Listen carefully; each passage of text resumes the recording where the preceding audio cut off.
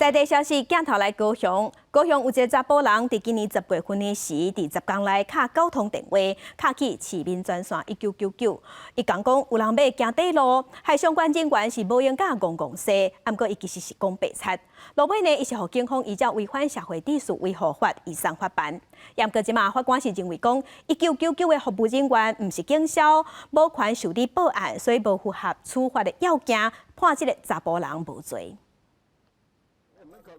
今年6月，高雄小港这个查甫人2天是连续卡110是卡到15通，互警方照社会特殊维护法移送。同款是假报案。今年10月初7到16，前经过某一个适龄的查甫人，就连续卡9通电话去1999的市民专线，假讲有人想要开要自尽，仿照社会法的故意向公务员假报灾害上班，但法官说判免罚。纵使之后经由1999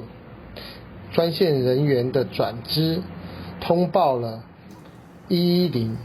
但是仍然难以认定是直接向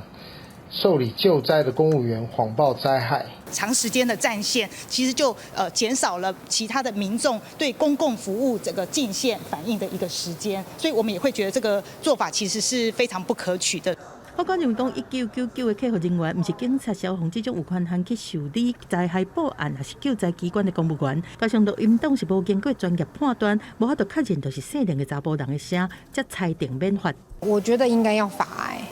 因为那个政府给人民的资源才不会被滥用。如果很多事情都是非常用宽容的方式去包容，都不要罚，那这越来越多就是可能恶作剧啊，那真的会耽误到一些真的紧急的事件。